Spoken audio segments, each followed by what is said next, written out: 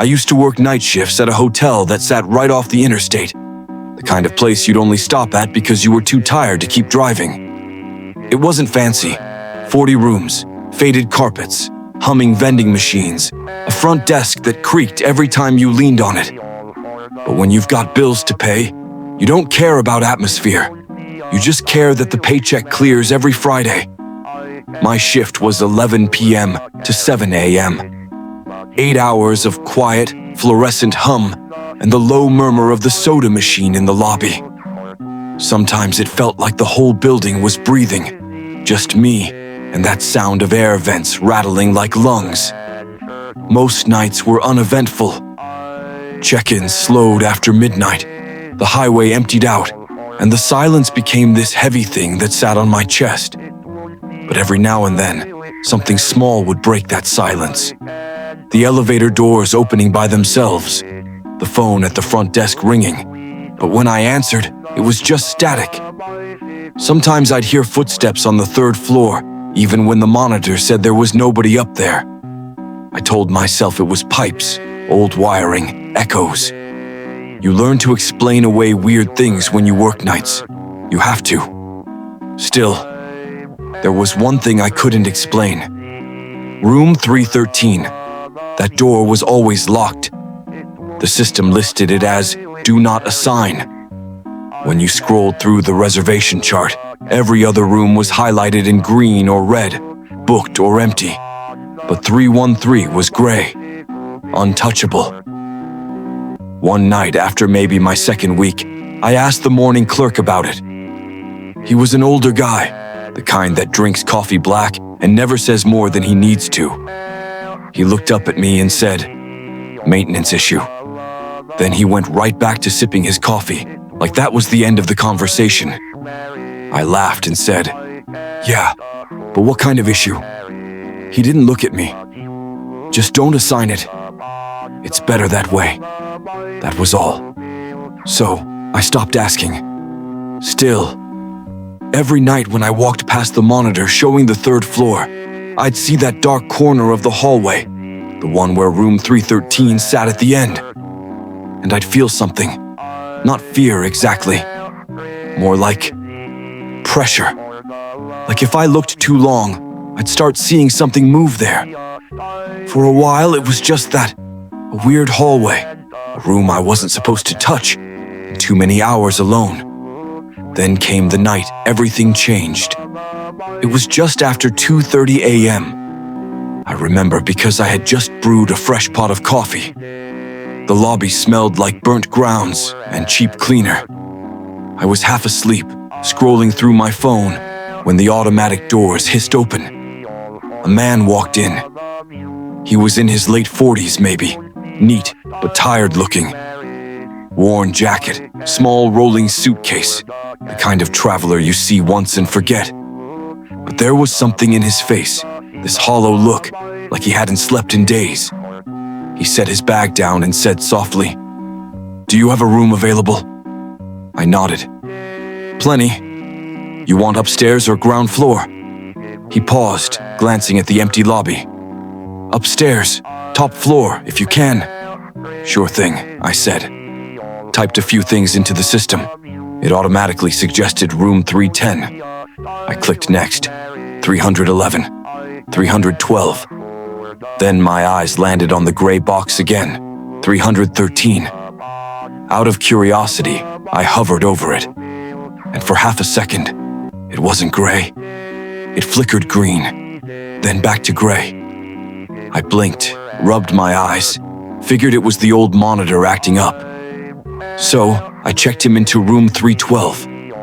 When I handed him his keycard, he gave me this small, polite smile, the kind that doesn't reach the eyes. Then he asked, "Is there anyone next door?" "Next door?" "Yeah. Room 313, I shook my head. "That one's out of service." He didn't respond at first, just stared at me a few seconds too long. Then he said, "Good." He took his key, rolled his suitcase down the hall, and disappeared into the elevator. I didn't think about him again until maybe an hour later. 3:40 a.m. I was checking the security feed out of habit, mostly to keep myself awake, when I noticed the motion sensor light in the upper right corner of the screen. The one outside room 313. It was blinking.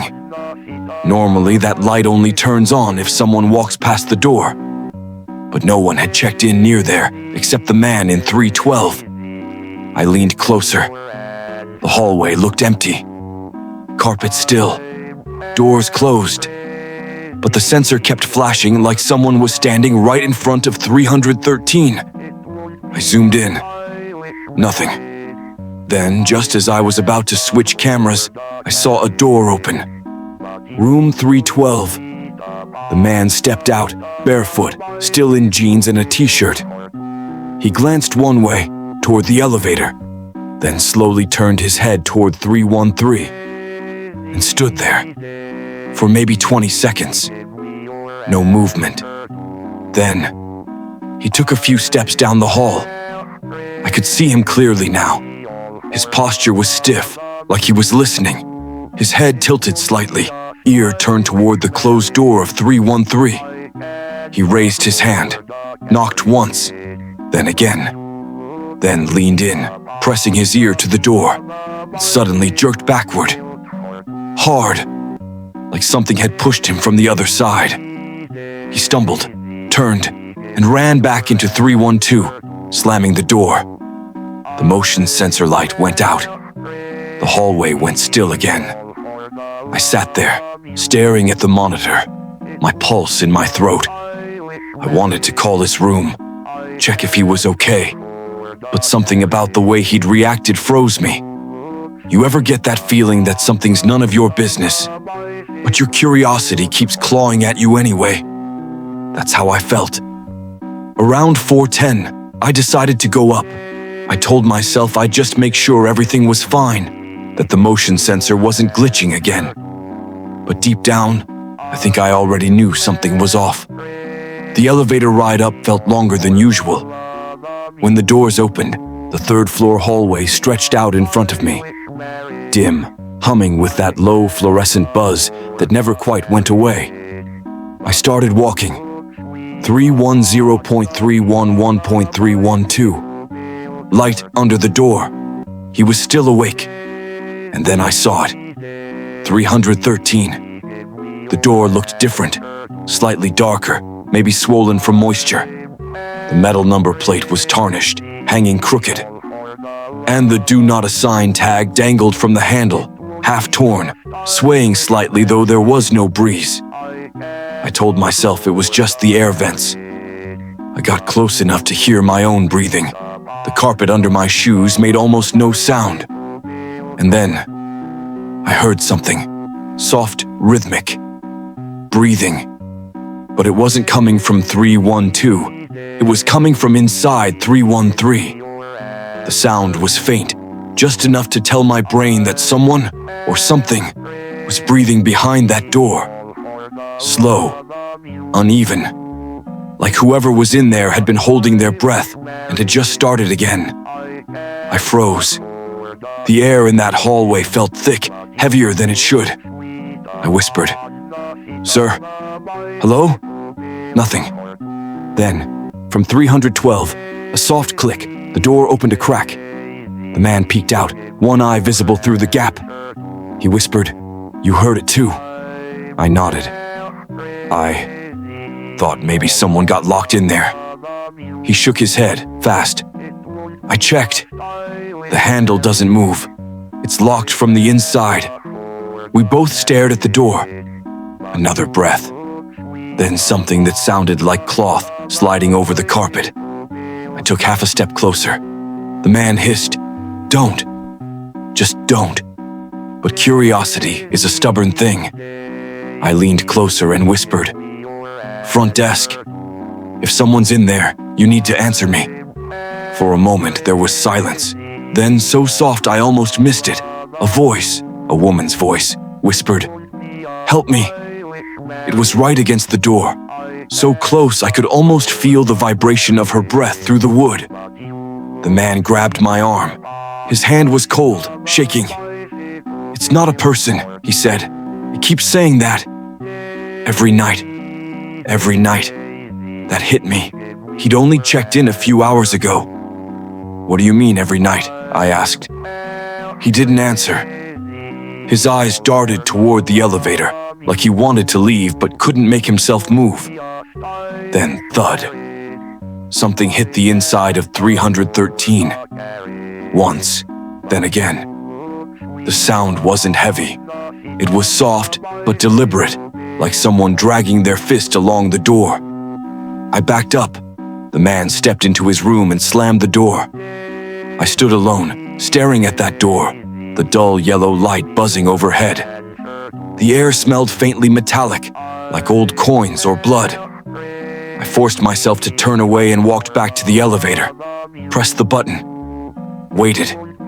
Behind me, the breathing started again, and then stopped. When the elevator doors opened, I didn't look back. Back at the front desk, the monitor showed nothing unusual. The motion light outside 313 was dark. I watched for a long time. At 5:12 a.m., the man from 312 came down in the elevator.